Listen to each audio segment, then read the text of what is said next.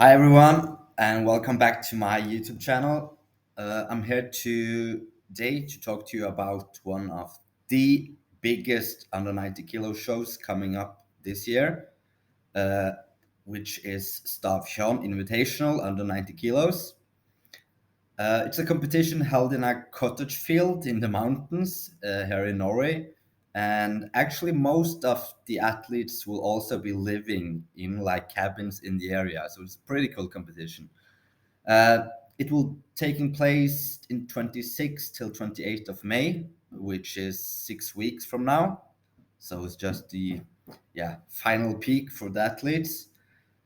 The I think on the 26th is day one. It will just be the weigh-ins, and on day two there will be five different events, and on day three there will be another four events. So a total of nine events. For now, it's 25 athletes from seven different countries represented. So, yeah, I guess probably like 20 athletes will be there from start. And I'm not going through all of the athletes, but I will for sure mention a couple of the one participating for you. So, first up is Stavtjørn Invitational. He is the current Norway's strongest man under 90 kilos, and he's also won both the times this competition has been held before. The second athlete is Josh Lancaster, representing the UK.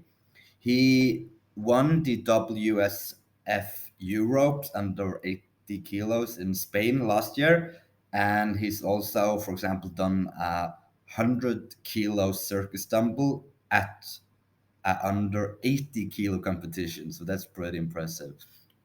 Uh, then you have Lars Øyvind Øvren from Norway. He placed second behind Stian at Norway's Strongest Man under 90 kilos last year. And he also has experience from this competition before, which I think will play a huge role. Then you have Victor Lingman from Sweden. On paper, I think he should be the favorite. He's won four of his last seven competitions. He's currently Sweden's strongest man under 90 kilos, and he also placed second last year as Sweden's strongest man under 105. He's actually also currently in first place in the Europe's under 90 kilo online qualifier. So that's for sure one to look up for. The last athlete I'm going to mention is Philip. He's for sure a future star from the Czech Republic. He's only 17 years old, but he placed third at Arnold Europe under 95 kilos last year. And he's, for example, done a 300 kilo deadlift and over 130 kilo log. 17. So for sure, one to look out for in this competition. I'd say it's definitely one of the most stacked lineups and also best paid, toughest contest that is for the under 90 kilo guys in the world. You'll have one, of course, the official Strongman Games in the end of the year, and you also have one competition in the UK later this year. But for sure, this is one of the biggest. I think that the total prize purse is about 30,000 Norwegian crowns, which is like close to 3,000 American dollars. First place has the opportunity to take home about, I think, 1,700 American dollars, which also includes a paid invite to OSG Worlds Under 80, and also the best under 80 kilo participant will also have a paid invite to Worlds official Strongman Games later this year. So that's pretty cool. As I mentioned, it's a total of nine events performed on grass in the mountains. And it doesn't get more strongman than that. And I'll try to do a fast run through the events. The starting order in the competition will be based on the time the athletes signed up or confirmed their invite to this competition. That's on the first event, and then they will go regarding like the result on the last event.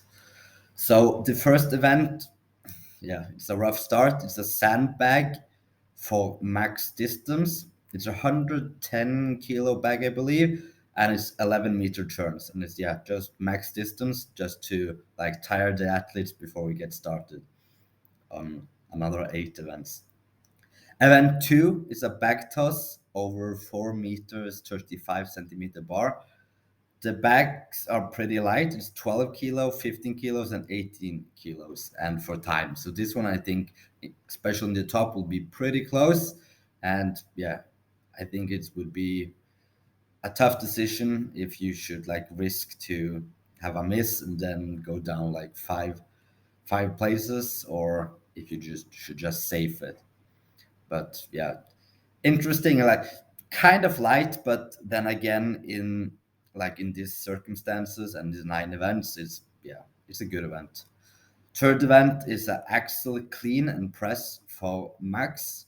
It will be 5 kilo jumps each round, starting at 85 kilos, and athletes here are capable of lifting more than 150 kilos in an Apollon's axle in the gym.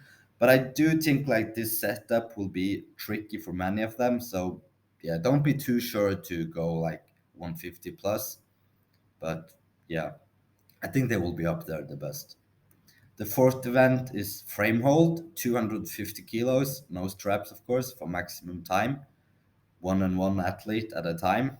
And for sure, like how you did it on the axle will put you pretty good up for the frame hold, because you will go out like depending on how you did it in the axle. So have a time to beat there is very nice for the athletes.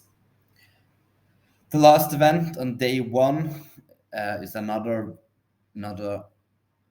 event with a sandbag. It's a sandbag to shoulder, 100 kilos, no, 80 kilos, 100 kilos, 120 kilos to shoulder, show control, and down. So 3 bags, faster time wins. So that's the fifth and last event for day 1. Day 2 kicks off with a yoke race, 275 kilos for 22 meters, drop turn at 11 meters. And here again, I mean, for an under 90 kilo competition, 275 kilos doesn't sound that hard.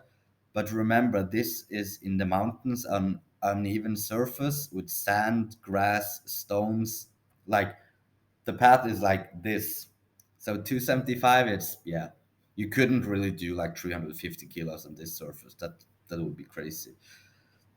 Seventh event and the second event of the day will be the duck walk on the same surface, 130 kilo duck walk, 22 meters for time, but this time it's the turn is like around a cone, so it's not just to pass the line as on the yoke race. Eighth event is a circus dumbbell for max repetitions in a minute. The circus dumbbell is 63.5 kilos. Then the final event, the ninth event, is a tough one and interesting one. So by short terms, it's a sandbag load over a 135 centimeter yoke, last man standing. So sandbag loaded over 135 centimeters, last man standing. But this event will determine the final placing for all the athletes. So that means if you win this event, you will win the competition. But it's not as easy as it sounds. It goes like this. Okay, so the last place in the competition, so if it's 25 athletes, the 25th place starts going up against the second to last, so 24th.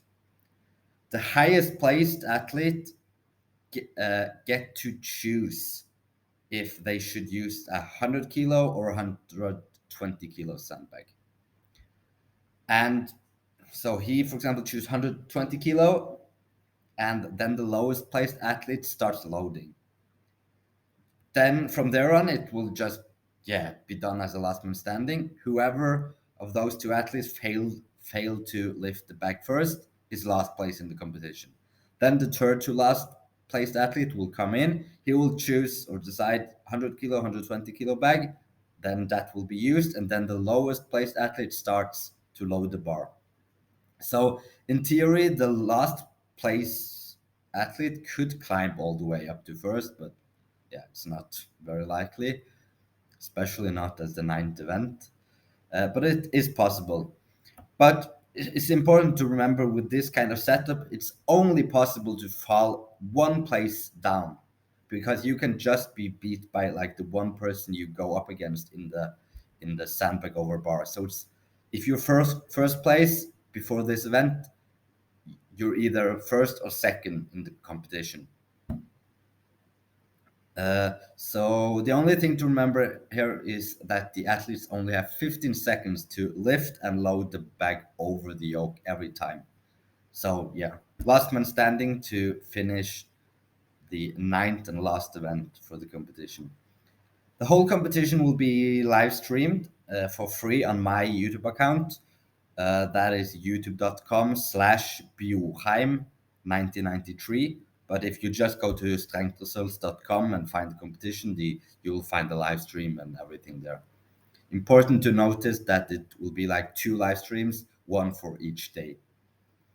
So I can definitely say that some athletes will be surprised how much it will affect them to compete in like open air, uneven surface, windy, and having to they have to adapt to the surface changing throughout the competition.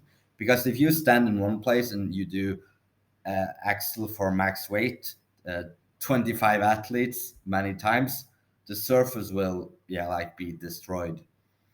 And I mean, in earlier years, you didn't like move around. So if you were doing like deadlifts for repetitions and you were going out as the last athlete, it wouldn't be too sure that it was that big of a. It would be a good thing to go at last, because you would be doing like a deficit deadlift, because the plates will be like dig down in the ground. So I think the athletes who are like able to adapt to those changes, they will do good for sure. So some of them will probably, this will be an advantage. At least it should be an advantage for the athletes who've been taking part in this competition in earlier years, or those athletes who have similar experience. So just to end this video, I I hope to speak to some of the athletes before the competition starts, so look out for that. But just to finish this video, I'll do some fun facts of the competitions, how it looks now 6 weeks ahead. So it's 25 competitors, it's 9 events, no cut, so all athletes go through all the events. It's 7 different countries represented. It's a $3,000 prize purse. There's a 27 years age gap. So the youngest competitor is 17 and the oldest is 44. 4 of the 9 events includes a bag of sand. The competition is held here now in Stavtjørn for the 3rd year in a row. And the competition also has top under 80 kilo athletes competing, and they have the opportunity to qualify for official Strongman Games Worlds later this year through this competition, even though the competition is under 90. Thanks for watching.